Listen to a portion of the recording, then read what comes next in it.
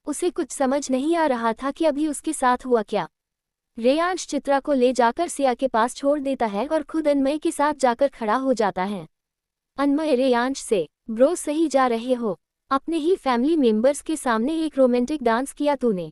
अनमय की बात सुनकर रेयांश उसे घूर कर देखता है तो अनमय तुरंत ही सामने देखने लगता है। सिया चित्रा से, बेटा अकेले आए हो, तुम्हारी दोस्त नहीं आई। चित्रा, जी वो आई है लेकिन उसे किसी का फोन आ गया था इसलिए वो बात करने चली गई है। सिया मुस्कुराते हुए, कोई बात नहीं, आओ मैं तुम्हें अपनी बेटी से मिलवाती हूँ। सिया सारा को सामने लाकर, ये मेरी बेटी है सारा, और सारा ये चित्रा है। चित्रा मुस्कुरा कर, हाय सारा। सारा भी मुस्कुरा कर, हेलो दी। सिया चित्रा से, और जिसके साथ अभी तुमने डांस किया न वो मेरा बड़ा बेटा रेयांश है। और अभी सिया कुछ कहती उससे पहले ही सौम्या आकर, और मैं सौम्या इनका छोटा बेटा। डॉल और मैं ट्विंस है। मैं डॉल से आधा घंटा बड़ा हूँ। चित्रा सौम्या की बात सुनकर मुस्कुरा देती है। रेयांश चित्रा को देख रहा था जो उसके भाई बहन से मुस्कुराकर बात कर रही थी। इधर धीरे धीरे सारे परफॉर्मेंस खत्म हुए। शान को कोई जरूरी कॉल आ गया था इसलिए वो आधी पार्टी छोड़कर चला गया था, लेकिन वो अजीत को बताकर गया था। पहले तो अजीत को बहुत गुस्सा हुआ कि वो उसे अकेले बलि का बकरा बनाकर जा रहा है, लेकिन शान की बात सुनकर उसने उसे फिर जाने दिया। इधर सबका डांस हो चुका था, इसलिए विक्रांत ने अंगूठी पहनाने की रस्म शुरू करने के लिए कहने ही वाला था कि अचानक हॉल की लाइट ऑफ हो गई। सब हैरानी से इधर उधर देख रहे थे। तभी एक स्पॉटलाइट सेंटर पर पड़ी, जिसमें एक लड़का अपने चेहरे पर मास्क लगाया आ रहा था। म्यूजिक, बच के जरा जरा, शैतानिया मेर, बड़ी ओ लेडीज लेडीज, करके जरा जरा, बेमानिया मेरी, ओ लेडीज लेडीज, करूं सीना जोरी, तुम्हें हो ना हो मंजूर, फिर दिल की चोरी, है मेरा क्या कसूर, क्या करूं लेडीज हो, मैं हूँ आदत से मजबूर, क्या करूं लेडीज, मैं हूँ आदत से मजबूर हूँ, क्या करूं लेडीज, मैं हूँ आदत से मजबूर, हुजूर हजरूर, मैं हूँ आदत से मजबूर, हुजूर हजरूर। उस लड़के के साथ लड़कियों को डांस करते हुए देखकर सबको बहुत गुस्सा आ रहा था। उसका ये चीप डांस देखकर रेयांश का गुस्सा बढ़ता जा रहा था। गाना खत्म होते ही उसने अपने चेहरे पर से मास्क हटाया तो उसे देखते ही प्राची और अनु बहुत खुश हो गई, क्योंकि वो और कोई नहीं शनि था। विनाश आगे आते हुए शनि के गले लग जाते हैं और फिर राम और विक्रांत के पास ले जाकर कहते हैं, मिस्टर राम ये मेरा बेटा शनि है। पहले आप लोगों से मुलाकात नहीं हो पाई थी क्योंकि ये यहाँ नहीं था, लेकिन अपनी बहन की सगाई में आखिर आ ही गया। शनि ने झुककर सबके पैर छुए। सब उसे नकली मुस्कान के साथ ही देख रहे थे। थोड़ी ही देर अजीत और अनु की सगाई भी हो गई। शनि की नज़र जैसे ही सारा पर पड़ी उसकी आंखों में चमक आ गई। शनि खुद से, अरे यार ये तो वही मॉल वाली है, ये यहाँ क्या कर रही है। तभी उसने देखा कि वो राम और सिया के पास जाकर खड़ी हो गई। उसने जाकर अनु से पूछा, दी ये लड़की कौन है, सारा की तरफ इशारा करके। अनु उसे देखकर, ये राम अंकल की इकलौती बेटी है, इसके नाम बहुत सारी प्रॉपर्टी है, दोनों भाई इस पर जान छिड़कते हैं, यहाँ तक अजीत भी। शनि तीखी मुस्कान के साथ, ओ आई सी, फिर तो इस मछली को अपने जाल में फंसाना बनता है। अनु भी मुस्कुराते हुए, मछली जाल में आसानी से फंस जाएगी, क्योंकि बहुत भोली है ये। वैसे भी तू तो एक्सपर्ट है लड़कियों को पटाने में। इस बात पर दोनों भाई बहन हंसने लगते हैं। शनि कहता है, तो फिर मैं अपना काम अभी से शुरू कर देता हूँ। अनु मुस्कुराकर, बेस्ट ऑफ लक ब्रो। सारा अब चित्रा और सिम्मी के पास जाकर उन्हें खाना खाने के लिए कहने चली गई। शनि सारा की तरफ जाने लगता है। वो सारा के पास पहुंचकर उससे कहता है, हेलो मिस। सारा जो चित्रा और सिम्मी के साथ खड़ी थी, ऐसे किसी अनजान को खुद से बात करते हुए देखकर वो डर से कांप जाती है। वो तुरंत ही चित्रा के पीछे छुप जाती है। उसे ऐसे देखकर चित्रा और सिम्मी हैरान थे, लेकिन इससे शनि को कुछ फर्क नहीं पड़ा। शनि और आगे आकर, हेलो मैं आपसे ही बात कर रहा हूँ। लेकिन सारा डर से पसीने पसीने हो जाती है। उसकी घबराहट बढ़ती जा रही थी। शनि अपना हाथ बढ़ाकर सारा के हाथ को पकड़ने ही वाला था कि उसके हाथ को बीच में ही किसी ने रोक लिया। शनि अपनी नजरें उठाकर सामने देखता है तो उसे रेयांश दिखाई देता है जो गुस्से से उसे ही घूर रहा था। रेयांश शनि का हाथ कसकर पकड़ लेता है जिससे शनि के हाथ में तेज दर्द होने लगता है, जो उसके चेहरे पर से साफ साफ पता चल रहा था। रेयांश गुस्से से शनि का हाथ झटक देता है और जैसे ही पीछे मुड़ता है सारा चित्रा के पीछे से निकलकर तुरंत ही रेयांश के गले लग जाती है। वो अभी भी कांप रही थी। उसकी ऐसी हालत देख रेयांश का गुस्सा बढ़ जाता है। आखिर सारा में उसकी जान बसती थी। सारा उसके लिए क्या है ये बताना बहुत मुश्किल था। रेयांश गुस्से से चीख कर गेट आउट। उसकी इतनी तेज आवाज सुनकर सभी का ध्यान उसकी तरफ ही चला जाता है। शनि के साथ साथ चित्रा और सिम्मी भी डर जाती हैं। राम और सिया भागकर रेयांश के पास आए। जैसे ही उन्होंने सारा की हालत देखी तो वो भी डर गए। सारा ने इस तरह से रिएक्ट बहुत टाइम बाद किया था। रेयांश फिर गुस्से से चीख कर सुना नहीं क्या तुमने, गेट आउट। करण और प्रेम ने हालात को समझते हुए सभी मेहमानों को विदा कर दिया। अब सिर्फ घर में राम की पूरी फैमिली और शनि की ही फैमिली बची हुई थी। शनि अपनी बात समझाते हुए कहता है, देखिए मैं इन्हें डराना नहीं चाहता था, लेकिन मुझे लगता है कि इन्हें डॉक्टर की ज़रूरत है, क्योंकि ये बिना बात के ही डर रही है और ऐसी हालत तो सिर्फ मेंटल। अभी शनि आगे कुछ कहता कि उससे पहले ही सौम्य गुस्से से शनि का गला पकड़ लेता है। तेरी हिम्मत कैसे हुई मेरी बहन के बारे में ऐसी बात करने की?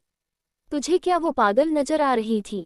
शनि अपनी बात समझाते हुए, नहीं मेरा मतलब ये नहीं था। प्रेम सौम्य से शनि को अलग करके कहता है, सौम्य अभी ये सब करने का वक्त नहीं है। प्रिंसेस को देखो। रेयांश तुरंत ही सारा को गोद में उठाकर उसके रूम में ले जाता है और उसे बेड पर लेटाकर जल्दी से उसके लिए इंजेक्शन ढूंढने लगता है। राम और सिया तुरंत ही सारा के पास जाकर बैठ जाते हैं। दोनों की ही आंखें नम थी। रेयांश जल्दी से वो इंजेक्शन सारा को लगा देता है। इंजेक्शन लगते ही धीरे धीरे सारा नींद में चली जाती है। उसके सोते ही रेयांश गुस्से से बाहर आता है और शनि का हाथ पकड़कर घसीटते हुए बाहर ले जाने लगता है।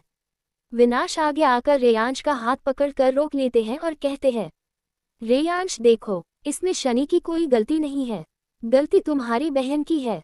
फिर भी तुमने मेरे बेटे की क्या हालत की है। मैं चाहूँ तो जिस तरह से तुमने अभी मेरे बेटे की ये हालत की है, मैं ये सगाई भी के अभी तोड़ दूँ, लेकिन अपनी बेटी के हाथों मजबूर हूँ। तभी विक्रांत आगे आकर, लेकिन मैं मजबूर नहीं हूँ और मैं ये सगाई अभी अभी के तोड़ता हूँ। विक्रांत की बात सुनकर सभी शौक हो जाते हैं, सबसे ज्यादा तो विनाश, वो तो सदमे में ही चले जाते हैं। एपिसोड 106। विक्रांत के इस तरह से कहने भर से विनाश सदमे में चला जाता है। वही विक्रांत की इस बात से अजीत के चेहरे पर मुस्कान आ जाती है, लेकिन सबको दिखाने के लिए वो मायूस सा चेहरा बनाए रहता है। चित्रा और सिम्मी सब बातों से अनजान एक तरफ खड़ी रहती है। उन्हें तो कुछ समझ नहीं आ रहा था, लेकिन चित्रा इतना तो जान गई थी कि सारा इस फैमिली की जान है। जिस तरह से सब उसकी फिक्र कर रहे थे, खासकर रेयांश जो सारा के लिए इतना पजेसिव था। श्वेता जल्दी से आगे आकर, अरे भाई साहब आप इनकी बातों पर ज्यादा ध्यान मत दीजिए, ये थोड़ा सा बेटे मोह में आ गए, मैं इन्हें अभी समझाती हूँ। श्वेता विनाश के पास जाकर उसके कान में कहती है, ये क्या कर रहे हैं आप? अभी अगर अपने बेटे की साइड लेंगे ना तो हमारा ही नुकसान होगा और हमारी बेटी का रिश्ता भी टूट जाएगा। अभी शनि के खिलाफ जाने में ही समझदारी है। जिस पर विनाश हमें सर हिला देता है। उसके बाद श्वेता शनि के पास जाकर उसे खींचकर सबके सामने थप्पड़ मारती है। थप्पड़ पड़ते ही शनि का सर दूसरी तरफ झुक जाता है। ये उसके लिए किसी सदमे से कम नहीं था कि उसकी अपनी माँ ने उसे थप्पड़ मारा था। इतने सालों में उन्होंने कभी उसे डांटा तक नहीं था और आज किसी और के लिए उसे थप्पड़ मार दिया। इस थप्पड़ से वहां पर खड़े लोग भी हैरान थे। शनि ने अपना सर उठाकर अपनी माँ को देखा और कहा, मॉम मॉम आपने मुझे थप्पड़ मारा। श्वेता गुस्से से, तेरे कर्म ही ऐसे है कि मुझे ये कदम उठाना पड़ा। क्या जरूरत थी तुझे सारा से बात करने की? क्यों परेशान किया उसे? तूने तो हमें किसी को मुंह दिखाने लायक नहीं छोड़ा। आज तेरी वजह से तेरी बहन का रिश्ता भी टूटने की कगार पर है। अब कुछ बोल। शनि अपनी माँ का हाथ पकड़कर, मॉम आप गलत समझ रही है। मैंने किसी गलत इरादे से सारा को परेशान करने की कोशिश नहीं की है। मैं उसे पसंद करता हूँ और उससे शादी करना चाहता हूँ, लेकिन उससे पहले मैं उससे बात करना चाहता था। शनि की बात सुनकर सबकी गुस्से से लाल हो गई तो वही श्वेता की आंखों में चमक आ गई। वो खुशी से, सच्ची तू सारा को पसंद करता है और उससे शादी करना चाहता है? शनि श्वेता के गाल पर हाथ रखकर, मॉम मैंने कभी आपसे झूठ बोला है जो अब बोलूंगा? श्वेता जी खुशी से विक्रांत की तरफ मुड़कर कहती है, आप क्या कहते हैं भाई साहब? मेरा बेटा आपकी बेटी को पसंद करता है तो क्यों न ये दोनों शादियां एक साथ हो जाए। अभी विक्रांत कुछ कहता कि उससे पहले किसी की गुस्से से भरी आवाज आई, बिल्कुल नहीं। उस आवाज को सुनकर सब सहम गए। सबने ऊपर देखा तो राम अपनी आंखों में बेहद गुस्सा लिए सीढ़ियों के ऊपर खड़ा हुआ था। आज सभी को पुराना राम देखने को मिलेगा जो सालों पहले कहीं खो गया था। सभी राम बच्चे एक साइड हो गए क्योंकि किसी की भी राम के सामने जाने की हिम्मत नहीं थी। अजीत की भी नहीं। बस वहाँ रेयांश और सौम्य ही खड़े थे। तो वही अजीत अपने मन में, शान कहाँ है तू? देख तेरे पीछे क्या क्या हो रहा है। तुझे इस वक्त यहाँ होना चाहिए। प्लीज जल्दी आजा मेरे भाई। प्राची मन में, ये तुमने सही नहीं किया शनि। तुमने मुझसे प्यार किया और शादी तुम उस सारा से करना चाहते हो जो किसी के सामने जाने से भी घबराती है। आखिर है क्या उसमें जो तुम उससे शादी करना चाहते हो? लेकिन मैं ऐसा होने नहीं दूंगी।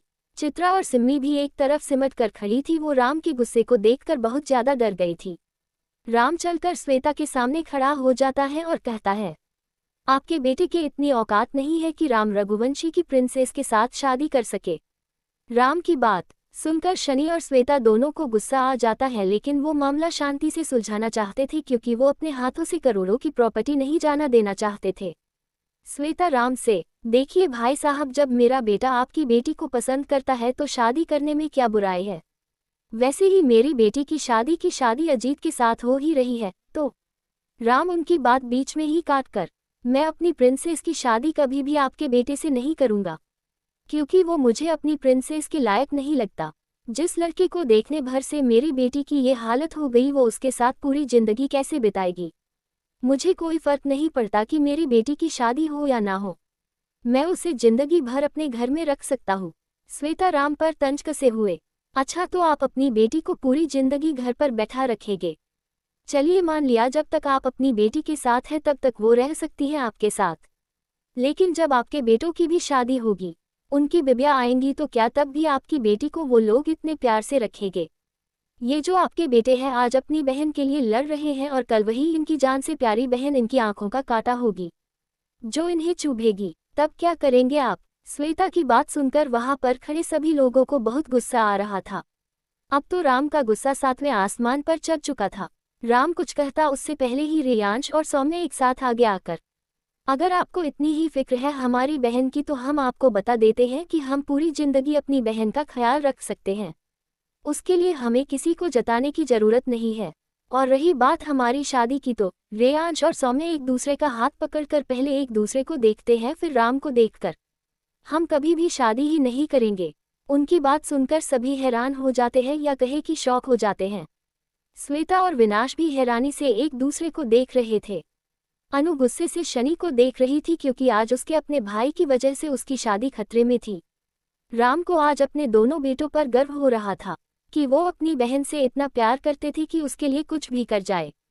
विक्रांत आगे आकर, और मैं अपनी जानकारी के लिए बता दूं, अब आपकी बेटी और मेरे बेटे की शादी भी नहीं होगी, क्योंकि मैंने आप लोगों की सोच देख ली कितनी गिरी हुई है, और ऐसे गिरे हुए लोगों के घर का हम लोग कुछ नहीं लेते हैं। श्वेता तीखी मुस्कान के साथ, आपको लगता है कि आपके कहने भर से ये शादी टूट जाएगी? जरा अपने बेटे से तो पूछिए। श्वेता के पास अभी एक मौका था और वो था अजीत। श्वेता को लगा रहा था कि अजीत इस बार भी अपने परिवार के खिलाफ जाकर अनु का साथ देगा, इसलिए अभी बाजी उनके हाथ में थी। विक्रांत अजीत को आवाज देकर, अजीत जल्दी से विक्रांत के सामने आकर, जी डैड। विक्रांत श्वेता को घूर कर, क्या तुम अभी भी इस लड़की से शादी करना चाहते हो जिसके परिवार वालों ने तुम्हारी बहन की इतनी इंसल्ट की? क्या तुम अभी भी इस लड़की से शादी करना चाहते हो जिसके परिवार की वजह से आज तुम्हारी बहन की ये हालत है? बताओ इन्हें। अजीत अब परेशान होकर सामने गेट की तरफ देख रहा था क्योंकि अभी शान नहीं आया था और वो ऐसे कैसे कह दे कि वो शादी नहीं करेगा, वरना उनका बना बनाया प्लान बर्बाद हो जाएगा। अजीत अभी सोच रहा था। उसे इस तरह से सोचते हुए देखकर विक्रांत को अब डर लगने लगा कि कहीं अजीत उनकी बात न काट दे। वही श्वेता के चेहरे पर बराबर मुस्कान बनी हुई थी, जैसे वो जानती है कि अजीत क्या फैसला लेगा। अजीत अभी परेशानी में सोच रहा था कि उसके फोन पर एमएसजी आया। एमएसजी देखकर अजीत के चेहरे पर एक लंबी मुस्कान आ गई और उसने प्राउडली अपना सर उठाकर श्वेता की आंखों में आंखें मिलाकर कहा, बिल्कुल नहीं डैड। अजीत के कहते ही वहां कुछ देर के लिए शांति छा गई। श्वेता जो मुस्कुरा रही थी, अब उसकी मुस्कान कहीं गायब ही हो गई थी। वो तुरंत ही अजीत से, बेटा ये तुम क्या बोल रहे हो? तुम तो अनु से प्यार करते हो ना, तुम ऐसा नहीं कर सकते। अजीत मुस्कुरा कर, क्यों नहीं कर सकता? अभी आप ही तो बड़ी बड़ी बातें कर रही थी और हम पर एहसान कर रही थी कि हम अपनी बहन की शादी आपके बेटे से कर दे। अब क्या हो गया आपको? खुद पर आई तो सब भूल गई। एपिसोड 107। अब आगे। अजीत मुस्कुरा कर, क्यों नहीं कर सकता? अभी आप ही तो बड़ी बड़ी बातें कर रही थी और हम पर एहसान कर रही थी कि हम अपनी बहन की शादी आपके बेटे से कर दे। अब क्या हो गया आपको, खुद पर आई तो सब भूल गई। अजीत की बात सुनकर श्वेता को बहुत गुस्सा आता है। कहा पहले की बाजी उसके हाथ में थी और अब सब कुछ उसके हाथ से निकल गया। विनाश गुस्से से श्वेता को देखकर, देख लिया इन्होंने कैसे हमारी बेइज्जती की है और अब भी तुम इनके परिवार के साथ रिश्ता जोड़ना चाहती हो। विनाश की बात सुनकर श्वेता कुछ नहीं बोलती है क्योंकि इस वक्त उसे बहुत गुस्सा आ रहा था। विनाश शनि का हाथ पकड़कर उसे ले जाते हुए कहता है, चलो अब यहाँ से, यहाँ हमारे लिए कुछ नहीं बचा है। उनके जाते ही श्वेता भी अनु का हाथ पकड़ कर ले जाती है। अनु अजीत को देख रही थी जिसने पहले ही उसकी तरफ से नजरें फेर ली थी। उनके जाने के बाद सभी सोफे पर बैठ जाते हैं। तभी राम की नज़र चित्रा और सिम्मी पर जाती है। राम चित्रा के पास जाकर उसके सर पर हाथ रखकर कहता है, सॉरी बच्चे, आज तुम्हें न जाने क्या क्या देखना पड़ा। तुम्हें देर भी हो रही होगी। चित्रा मुस्कुराकर, इट्स ओके अंकल, आप परेशान मत होइए, हम चले जाएंगे। राम उसकी तरफ देखकर, ऐसे कैसे, तुम मेरी जिम्मेदारी पर आए हो यहाँ, इसलिए तुम दोनों को ऐसे अकेले जाने नहीं दूंगा। राम रेयांश को आवाज देकर, प्रिंस। रेयांश राम के पास आकर, जी डैड। राम रेयांश से चित्रा और सिम्मी की तरफ इशारा करके, तुम इन्हें सही सलामत घर छोड़ कर आओ। ये हमारी जिम्मेदारी पर आई थी तो हमारा फर्ज है कि हम इन्हें सेफली इनके घर पहुंचा दे। अभी तुम्हारी मॉम प्रिंसेस के साथ है, इसलिए तुम जाकर इन्हें छोड़ आओ, उन्हें भी अच्छा लगेगा। रेयांश बिना भाव के, ओह डैड। रेयांश उन दोनों से, चलो। रेयांश इतना कहकर बाहर की तरफ निकल जाता है। चित्रा और सिम्मी सभी घर वालों से मिलकर बाहर चली जाती हैं। चित्रा बाहर आकर देखती है तो उसे रेयांश अपनी कार से टेक लगाकर खड़ा हुआ दिखाई देता है। अभी भी उसका चेहरा भावहीन ही था। चित्रा उसे देख मन में, अभी भी इनके चेहरे पर कोई भाव नहीं है। सारा के सामने ही इनके चेहरे पर फीलिंग नजर आती है, या फिर सिया आंटी के सामने। बाकी टाइम तो इनका चेहरा ऐसा ही है। सिम्मी चित्रा से, चलना अब, या यही खड़ी होकर बस सोचती ही रहेगी। चित्रा हमें सर हिलाकर आगे चलने लगती है। रेयांश के पास जैसे ही वो दोनों पहुंचती हैं तो रेयांश बैक सीट का गेट खोल देता है। चित्रा और सिम्मी जैसे ही बैठने वाली होती हैं तभी वहां एक कार आकर रुकती है। तीनों उस कार को देखने लगी। वो कार ज्यादा बड़ी नहीं थी। कार का गेट खुला और एक लड़का उससे बाहर निकला। वो लड़का बाहर निकलकर सीधे चित्रा के पास चला जाता है और उसे गले लगा लेता है।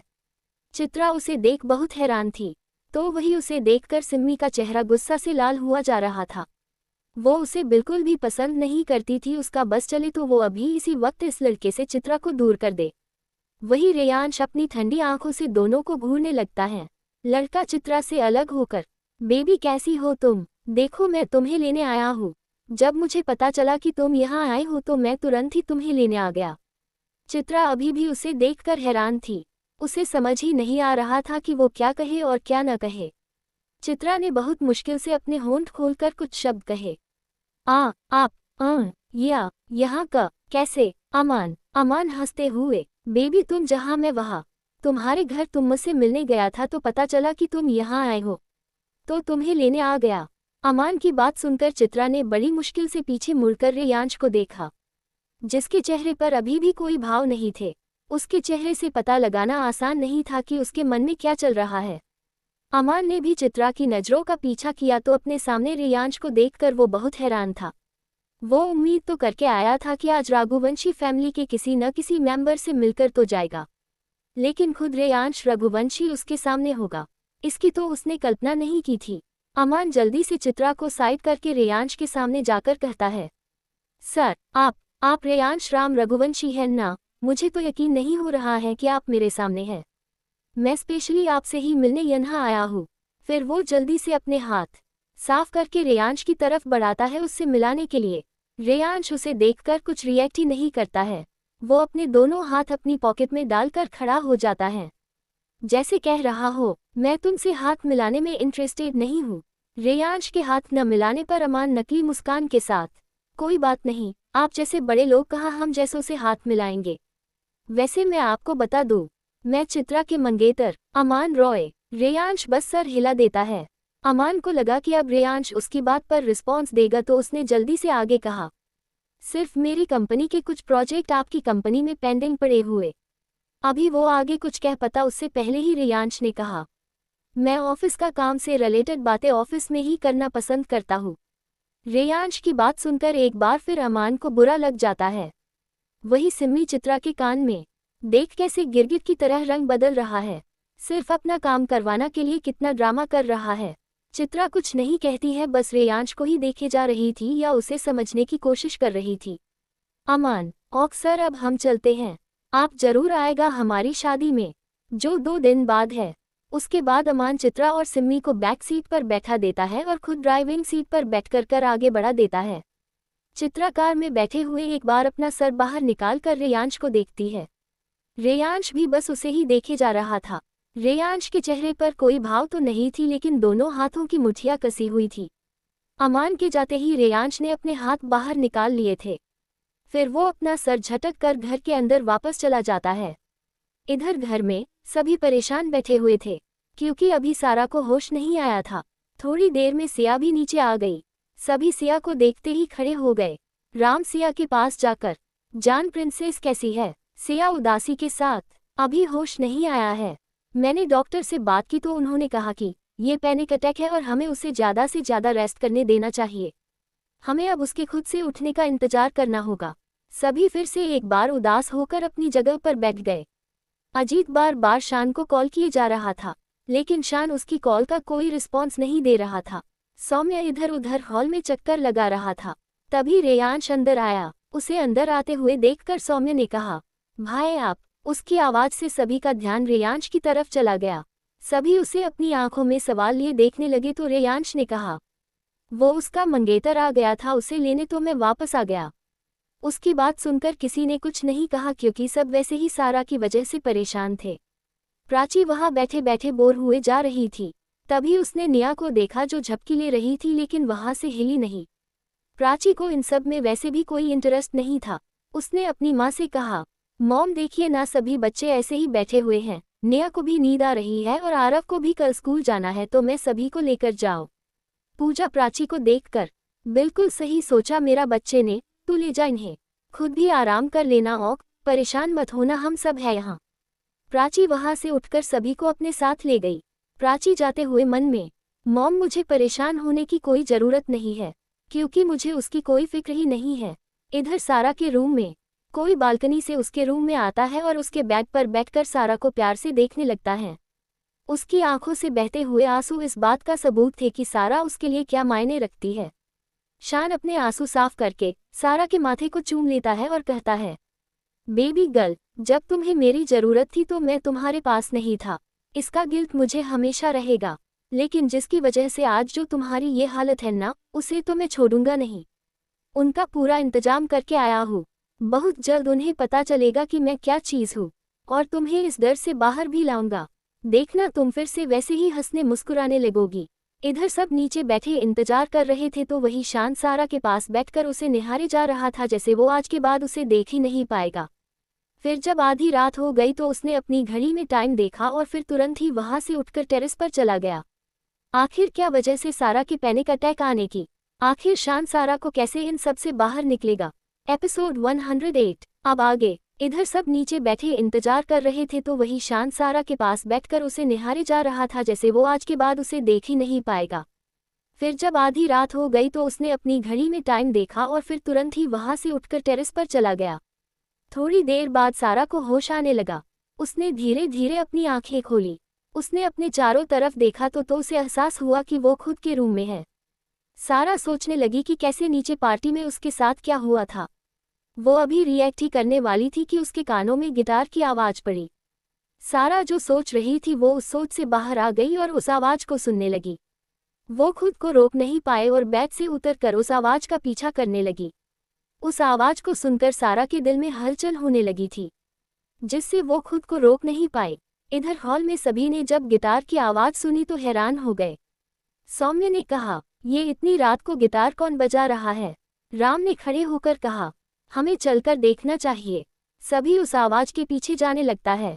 गिटार, तेरे जाने का गम और ना आने का गम, फिर जमाने का गम, क्या करें? राह देखे नजर, रात भर जाग कर, पर तेरी तो खबर ना मिले। बहुत आई गई यादें, मगर इस बार तुम ही आना। इरादे फिर से जाने के, नहीं लाना, तुम ही आना। अब तक सारा शान के पीछे आकर खड़ी हो गई थी। सारा की मौजूदगी से शान ने गिटार बजाना बंद कर दिया और पीछे मुड़कर उसकी तरफ देखा तो सारा की नजरों से उसकी नजरें जा मिली। सारा उसकी ओर देखकर, बजाओ ना, बंद क्यों कर दिया? शान मुस्कुराकर, तुम सुनना चाहती हो? सारा उसके पास जाकर झूले पर बैठ जाती है और कहती है, कुछ सुनाओ भी न। शान हैरानी से सारा की तरफ देखकर, बेबी गर्ल तुम्हारी डिमांड तो बढ़ती जा रही है, अब तुम्हें मुझसे डर नहीं लग रहा है? सारा न में सर हिला देती है और उसकी बाजू पकड़कर उसके कंधे पर सर रख कर कहती है, प्लीज कुछ सुनाओ न। शान मुस्कुराकर, अच्छा ठीक है, एक नन्ही सी परी के लिए एक प्यारा सा सॉन्ग, लेकिन तुम्हें भी मेरे साथ डांस करना होगा। मंजूर। सारा कुछ देर सोचकर, मंजूर। शान फिर से गिटार बजाने लगता है। सारा फिर से उसके कंधे पर सर रख बैठ जाती है और दिल से उस म्यूजिक को महसूस करने लगती है। इधर सभी अपनी आंखों में हैरानी और शौक लिए बस उन दोनों को ही देख रहे थे। सबने सारा को देखा जो इस वक्त शान के साथ बिल्कुल नॉर्मल लग रही थी। राम और सिया दोनों की ही आंखों में नमी आ गई। सिया राम से, राम मुझे लगता है कि हमारी बेटी को उसका हमसफर मिल गया। सिया की बात सुनकर राम मुस्कुरा देता है तो वही सभी हैरानी से सिया को देख रहे थे। रेयांश सिया से, मॉम हम जल्दबाजी कर रहे हैं, अभी हम जान के लिए बिना उससे पूछे कोई फैसला नहीं ले सकते हैं। सिया रेयांश को देखकर मुस्कुरा देती है और हमें सर हिला देती है, फिर सभी वापस से उन्हें देखने लगते हैं। म्यूजिक। शान गाते हुए, ना चैन से जीने देगी, ना चैन से मरने देगी, ना चैन से जीने देगी, ना चैन से मरने देगी, आ चल ले चले तुम्हें तारों के शहर में, धरती पे ये दुनिया हमें प्यार ना करने देगी, हम चल ले चले तुम्हें तारों के शहर में, धरती पे ये दुनिया हमें प्यार ना करने देगी। सारा अपनी आंखें बंद करके बस शान के शब्दों को महसूस कर रही थी। शान मुस्कुराकर उसे देखने लगता है। शान आगे गाते हुए, जो तुम ना मेरी बाहों में, मैं तो उसे नहीं सकता, खुदा ने तुझको दिया मुझे, तुझे मैं खी नहीं सकता, मैं मर जाऊंगा अगर कभी कहना पड़ गया ते सनम, मैं तेरा ही हूँ मगर तेरा हो नहीं सकता, हमें मार ही ना डाले बुरी नज़र ये लोगों की, ये हाथ छुड़ाएंगे ना हाथ पकड़ने देगी, आ चल ले चले तुम्हें तारों के शहर में, धरती पे ये दुनिया हमें प्यार ना करने देगी। शान सारा की तरफ देखता है तो वो सो चुकी थी। शान मुस्कुराकर अपना गिटार साइड में रखता है और सारा को देखते हुए कहा, बेबी गर्ल तुम तो डांस करने वाली थी, चलो कोई बात नहीं, आज के लिए तुम्हें माफ किया। शान सारा को ऐसे ही बाहों में लिए वही झूले पर ही सो जाता है। उन्हें इस तरह एक दूसरे के बाहों में देखकर सबके चेहरे पर मुस्कान आ जाती है तो वही रेयांश गुस्से से बस शान को घूर जा रहा था। रेयांश जाते हुए कहता है, मैं जान को लेकर आता हूँ। राम तुरंत ही उसका हाथ पकड़कर कहता है, उन्हें डिस्टर्ब मत करो। सिया आगे जाती है और वही पास में रखी हुई चादर दोनों को उड़ा देती है। फिर सारा के माथे को चूमकर राम के पास वापस आती है और कहती है, चलिए अब हम सबको नीचे जाना चाहिए। सभी नीचे आ जाते हैं और अपने अपने रूम में चले जाते हैं। तो वही अजीत रूम में जाते हुए अपने मन में, साले तू तो छुपा रुस्तम निकला, कब आया यहाँ मुझे पता नहीं चला और अब मेरी ही बहन को पटा भी लिया। तू कल मिल बेटा, तुझे तो मैं अच्छे से बताऊंगा। इधर शनि के घर में पूरा आर्य परिवार गुस्से में अपने घर पहुंचा। शनि घर पहुंचते ही अपनी माँ से कहा, मॉम आपने मुझ पर हाथ उठाया और वो भी उस पागल के लिए। श्वेता कहती है, मुझे लगा था कि हमारा तेरे खिलाफ जाना उन्हें हम पर भरोसा दिलाएगा, लेकिन उन लोगों ने तो साफ साफ मना ही कर दिया, सिर्फ उस पागल लड़की के कारण। तभी अनु गुस्से से, नहीं माँ, ये सब इस शनि की वजह से हुआ है, ये कभी भी अपनी हरकतों से बाज नहीं आता है। अरे कम से कम उस सारा को तो छोड़ देते, आज तेरी वजह से मेरी शादी टूट गई। इतना कहकर अनु रोते हुए अपने रूम में भाग जाती है। श्वेता अनु के पीछे जाते हुए, मेरी बच्ची बात तो सुन, देख हम कोई दूसरा प्लान बजाएंगे लेकिन तेरी शादी उस अजीत से ही होगी। श्वेता अनु के रूम में जाकर उसे चुप कराने लगती है। इधर हॉल में शनि गुस्से से, डैडी को समझा दो, इसमें मेरा कोई हाथ नहीं है और वैसे भी मुझे सारा चाहिए। विनाश गुस्से से खड़े होकर, तुम्हारा दिमाग खराब है, आखिर उस पागल लड़की में ऐसा है क्या? शनि पागलों की तरह हंसते हुए, डैड आप नहीं समझोगे, उसे देखते ही दिल मेरा धड़कने लगा। विनाश उसकी बात बीच में काटते हुए, ऐसे कितनी बार दिल धड़का है तुम्हारा? तुम तो रोज एक नई लड़की के साथ रात बिताते हो, तो क्या उसके साथ भी रात बिताकर छोड़ दोगे? शनि गुस्से से, नो डैड, मुझे वो अपनी पूरी लाइफ के लिए चाहिए। I love her dad. विनाश, और उस प्राची का क्या होगा? शनि, जब तक मेरा काम पूरा नहीं हो जाता तब तक मुझे उसको अपने साथ रखना होगा।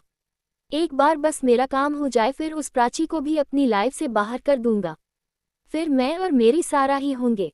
विनाशना में सर हिलाकर वहां से चले जाते हैं और शनि सारा को याद करने लगता है।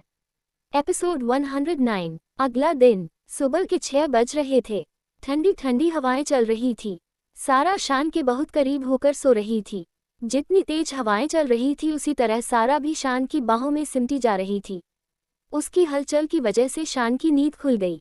शान अपनी आंखें खोलकर देखता है तो उसे अपने सामने सारा का मासूम चेहरा दिखाई पड़ता है।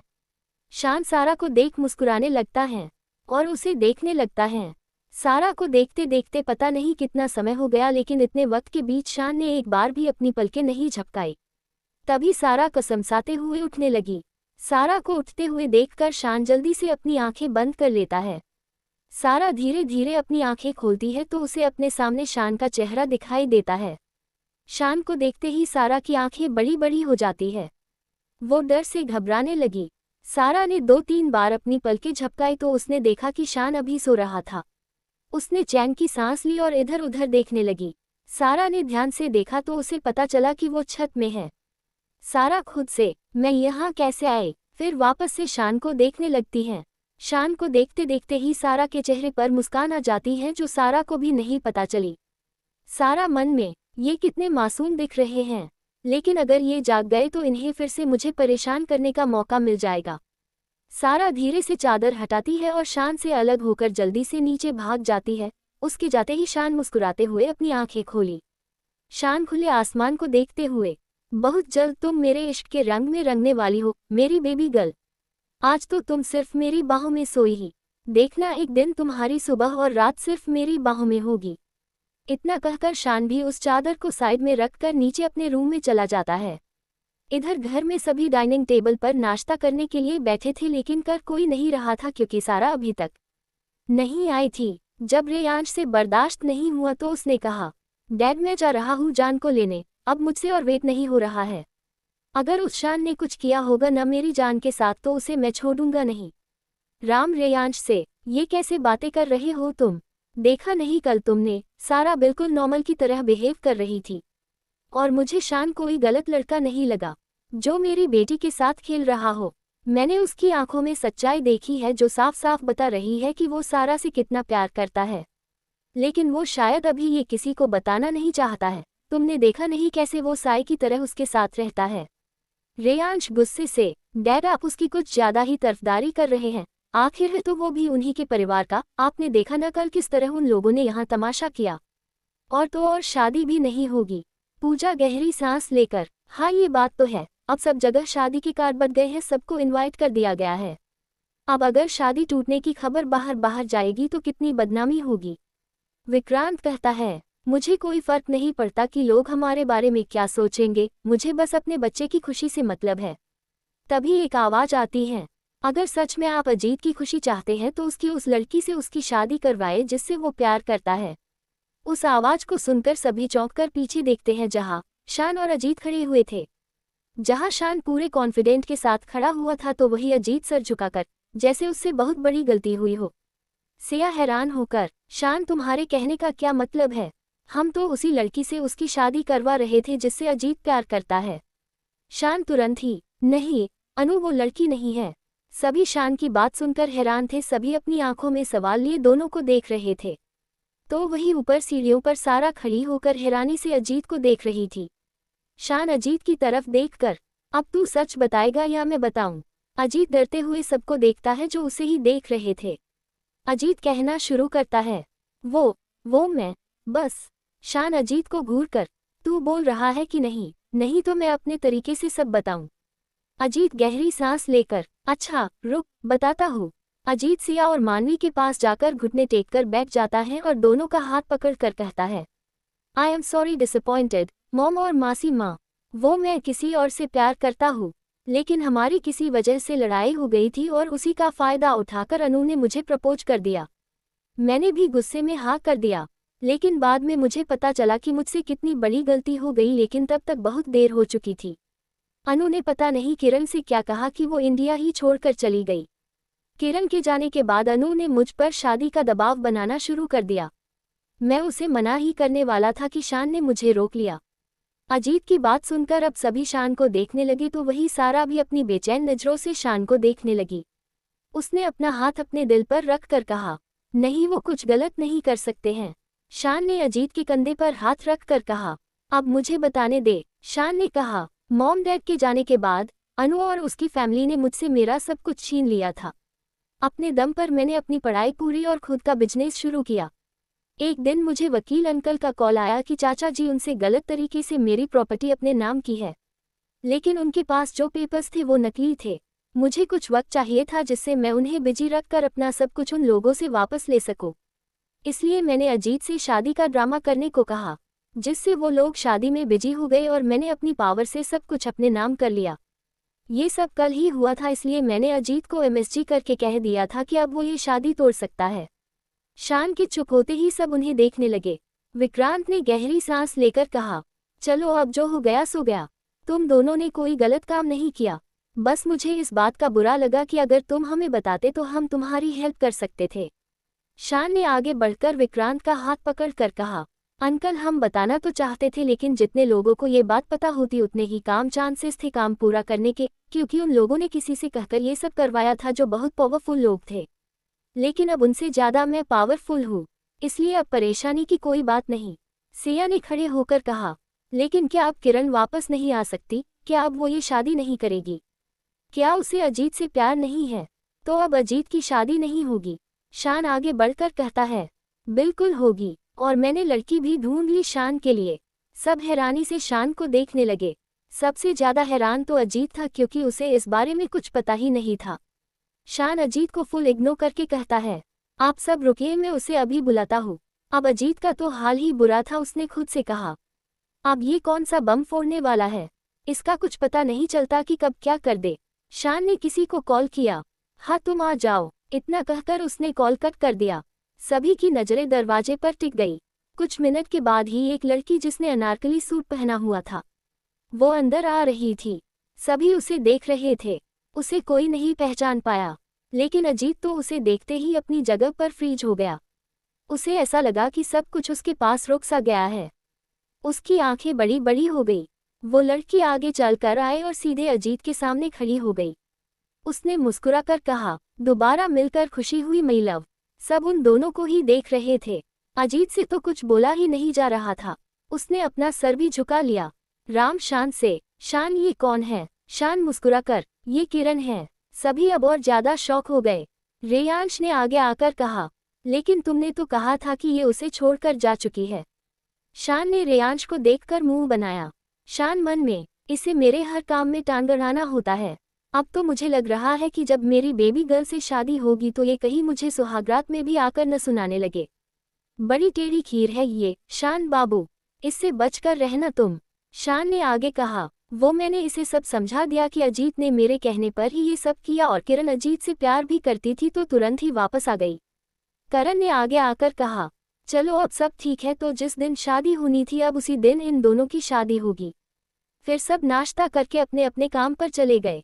सारी लेडीज किरण को उसका रूम दिखाने ले गई और उससे बातें करने, क्योंकि सब उसके बारे में जानना चाह रही थी। वही सिया एक प्लेट नाश्ता लेकर सारा के रूम की तरफ बढ़ गई। सभी घरवाले मान गए और खुश भी हो गए, लेकिन रेयांश अभी भी शान को घूर रहा था, क्योंकि उसे लगता था कि शान सही इंसान नहीं है जिसने उसकी बहन को उससे अलग करने की कोशिश की। शान फीका मुस्कुरा कर, मैं चलता हूँ, मुझे बहुत काम है। तुम्हें याद है ना कि कल चित्रा की शादी है? शान शैतानी मुस्कुराहट के साथ सीटी बजाता हुआ घर से बाहर निकल गया। वही शान की बात सुनकर रेयांश के चेहरे पर एक अजीब भाव आ गए। उसे याद आने लगा कि किस तरह से कल उसका मंगेतर चित्रा को लेकर गया था। ये याद करते ही रेयांश के हाथ की मुट्ठियां कस गई। उसने आंख बंद कर गहरी सांस ली और सारा के रूम की तरफ बढ़ गया। इधर एक छोटे से घर को बहुत ही सुंदर तरीके से सजाया हुआ था। बहुत लोगों की भीड़ लगी हुई थी। कहीं कुछ बन रहा था तो कहीं कुछ तैयारियां चल रही थी। एक कमरे में चित्रा खिड़की के पास बैठी हुई आसमान को देख रही थी। तभी पीछे सिम्मी आती हुई, अब क्या दिन में भी तारे ढूंढ रही है? सिम्मी की बात सुनकर चित्रा अपने होश में आए और सिम्मी की तरफ देखकर कहा, नहीं यार, बस अपनी किस्मत के बारे में सोच रही हूँ। शायद मेरी किस्मत में कोई खुशी लिखी ही नहीं है, तभी तो जिनसे भी प्यार किया वही मुझे छोड़कर चले गए। पहले माँ चली गई, कुछ साल पापा का प्यार नसीब हुआ, फिर वो भी छोड़कर चले गए। और वो, इतना कहकर चित्रा रुक गई। उसकी आंखों से आंसू की बूंद छलक आई। सिम्मी चित्रा को गले लगाकर, अगर इतना ही प्यार है तो तूने उसे बताया क्यों नहीं कि तू उससे बचपन से प्यार करती आ रही है? तूने क्यों नहीं बताया कि तू वही लड़की है जिसे उसने बचाया था? चित्रा आंसू साफ करके, अब उन बातों का कोई मतलब नहीं है सिम्मी। अब मेरी किस्मत का फैसला हो गया और मैं अब बाबा को और तकलीफ नहीं पहुंचाना चाहती हूँ, इसलिए मैं ये शादी करूंगी और जरूर करूंगी। सिम्मी उसे खुद से अलग कर उसके आंसू साफ करती है और कहती है, ठीक है, जब तूने सोच ही लिया है तो हम क्या कर सकते हैं। चल बाहर चल, मेहंदी वाली आए है, मेहंदी लगवा ले क्योंकि कल शादी है। चित्रा बेमन से सिम्मी के साथ बाहर आती है और तरफ बैठ जाती है। फिर मेहंदी वाली आकर उसे मेहंदी लगाने लगती है। चित्रा अपने ख्यालों में खोई हुई थी। उसे अपने आसपास क्या हो रहा है उसे उसकी खबर ही नहीं है। कुछ टाइम बाद उसकी मेहंदी लग जाती है और मेहंदी वाली चित्रा से, आपके होने वाले हस्बैंड का नाम? चित्रा खोई हुई सी, अंश। मेहंदी वाली मुस्कुराने लगती है और चित्रा के हाथ पर वो नाम लिख देती है। तभी सिम्मी आकर, अरे वाह, लग गई मेहंदी, मैं भी तो देखूं कि कितनी अच्छी लगी है। सिम्मी जैसे ही मेहंदी देखती है तो उसकी आंखें हैरानी से बड़ी हो जाती हैं, क्योंकि उसकी मेहंदी पर साफ साफ अंश लिखा हुआ था, लेकिन अंश का ए ज्यादा साफ दिख रहा था और बाकी के अक्षर काम क्लियर थे। सिम्मी चित्रा से, चित्रा ये क्या है? सिम्मी की बात सुनकर चित्रा अपने ख्यालों से बाहर आकर, हाँ क्या? सिम्मी उसे उसका हाथ दिखाती हुई, ये क्या है? चित्रा की आंखें बड़ी हो गई और उसने घबरा कर कहा, मैंने ये जानबूझकर नहीं किया। तू मेरा भरोसा कर, मैं सच में ये शादी करना चाहती हूँ। सिम्मी उसे रिलैक्स करके, बस तू शांत हो जा, मुझे सब पता है, तूने कुछ भी जानबूझकर नहीं किया, इसलिए शांत हो जा। कोई बात नहीं, चल अब अंदर चलकर कुछ खा ले, सुबह से दोपहर हो गई और तूने अभी तक कुछ खाया नहीं है। सिम्मी उसे उसके कमरे ले जाकर बेड पर बैठा देता है और किचन से एक प्लेट में खाना लेकर उसे अपने हाथों से खिलाती है।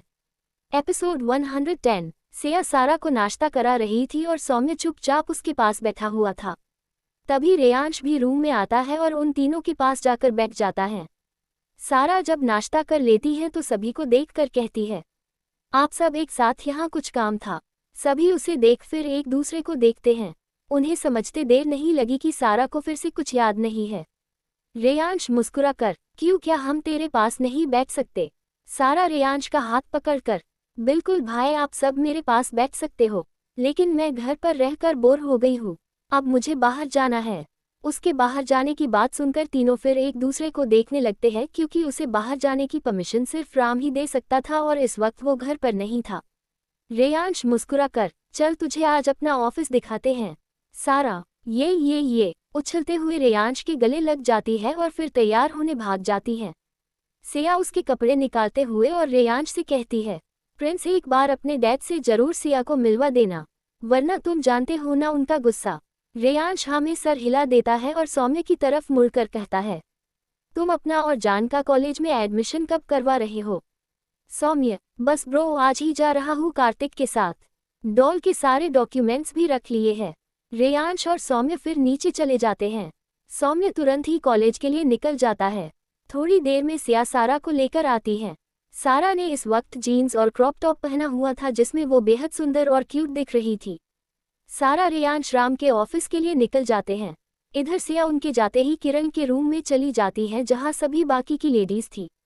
रघुवंशी इंडस्ट्रीज में राम अपने केबिन में काम कर रहा था और विक्रांत भी उसके पास ही था। करण और प्रेम अपने अपने केबिन में काम कर रहे थे। रेयांश सारा को लेकर सीधे राम के ऑफिस के पहुंचा। सारा राम के केबिन का डोर ओपन कर उछलते हुए, डैडू। सारा की आवाज सुनकर राम ने ऊपर सर करके देखा तो उसे अपने सामने सारा दिखाई दी।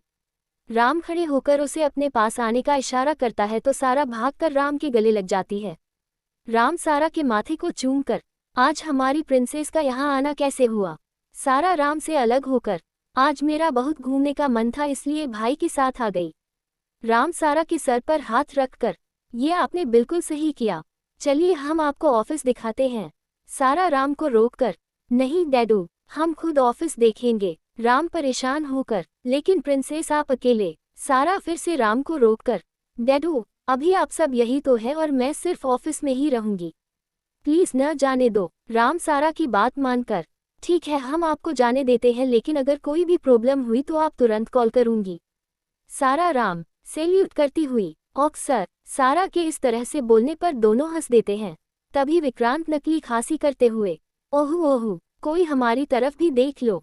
सारा विक्रांत के भी गले लगकर, ओक फ्रंट, तो अब मैं चली। इतना कहकर सारा राम के केबिन से बाहर चली जाती है। राम रेयांश से, उस पर नजर रखो, उसे कोई तकलीफ नहीं होनी चाहिए। रेयांश, जी डैड। और फिर वो भी बाहर निकल जाता है। रेयांश अपने केबिन में बैठकर सीसीटीवी फुटेज के जरिए सारा को देखने लगता है। उसे सारा ऑफिस में घूमती हुई दिखाई दी। रेयांश किसी को कॉल करके उस पर से 1 मिनट के लिए भी अपनी नजरें मत हटाना समझे। दूसरी तरफ से, यस बॉस। रेयांश फिर से सारा को देखकर अपना काम करना शुरू कर देता है, लेकिन आज उसका काम में बिल्कुल मन नहीं लग रहा था। उसे ऐसा लग रहा था कि जैसे कोई उसे बहुत शिद्दत से याद कर रहा हो। रेयांश खुद से, सभी तो है मेरे पास, फिर ऐसा कौन है जिसे मेरी जरूरत है? कौन मुझे याद कर रहा है जिसकी वजह से मुझे इतनी बेचैनी हो रही है? रेयांश का जब मन नहीं माना तो वो आंख बंद करके चेयर पर पीछे टिक कर बैठ गया। इधर सारा पूरे ऑफिस में घूम रही थी। सब उसे हैरानी से देख रहे थे कि कोई लड़की कैसे बिना परमिशन के ऑफिस में घूम सकती है, क्योंकि किसी को यहाँ वहाँ जाने की परमिशन नहीं थी और सारा जहाँ मन हो वही उछलती कूदती घूम रही थी। एक लड़की जो कब से उसे देख रही थी, वो घमंड से उठी और सारा के पास जाकर कहती है, ये लड़की कौन हो तुम, और यहाँ ऐसे क्यों घूम रही हो? सारा उसे ऊपर से नीचे तक देखकर, मेरा मन चाहे जैसे घूमूं, तुम्हें क्या? इतना कहकर सारा जैसे ही आगे बढ़ी, उस लड़की ने सारा की कलाई को पकड़ लिया। उसके हाथ पकड़ते ही सारा गुस्से से लाल हो गई, क्योंकि उस लड़की ने सारा का हाथ बहुत तेज पकड़ा हुआ था। सारा एक झटके से पीछे मुड़ी और अपना हाथ घुमाकर उस लड़की के हाथ से अपना हाथ छुड़ाया और उसी हाथ से एक खींचकर थप्पड़ उस लड़की को लगा दिया।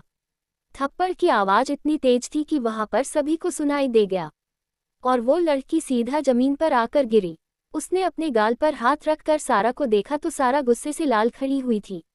इस वक्त उसकी आंखों में इतना गुस्सा था कि जितना कभी राम को आता था। कोई नहीं कह सकता था कि ये वही सारा है जो कल शनि के पास आने से ही घबरा गई थी, वही आज काली माता का रूप धारण किए हुए खड़ी थी। वही ऑफिस के अंदर आ रहे शान और अजीत को भी थप्पड़ की आवाज आई। उन्होंने सामने देखा तो हैरानी से उनकी आंखें बड़ी हो गई। शान जल्दी से सारा के पास आया और उसका हाथ पकड़कर अपनी तरफ घुमाया। शान ने सारा के गाल पर हाथ रखकर कहा, क्या हुआ बेबी गर्ल, तुम्हें किसी ने परेशान किया? शान को देखते ही सारा का पूरा गुस्सा ही गायब हो गया। वो तुरंत शान से दूर हो गई, जो शान को नागवार गुजरी। शान ने वापस से सारा को पकड़कर अपनी बाहों में भर लिया और बहुत ही इंटेंस तरीके से कहा, ये तुम्हारा बार बार मुझसे दूर जाना मुझे बिल्कुल पसंद नहीं। अभी से मेरी पसंद और नापसंद का ख्याल रखना शुरू कर दो, वरना आगे तुम्हें बहुत दिक्कतें आएंगी। शान की बात सुनकर सारा की आंखें हैरानी से बड़ी हो गई और वो शान की तरफ सवालिया नजरों से देखने लगी, जैसे कह रही हो इसका क्या मतलब है। शान सारा के कान के पास जाकर धीरे से, बहुत जल्द तुम्हें पता चलेगा मेरी बेबी गर्ल। शान की करीबी से सारा के माथे पर पसीने की बूंदें उभर आई।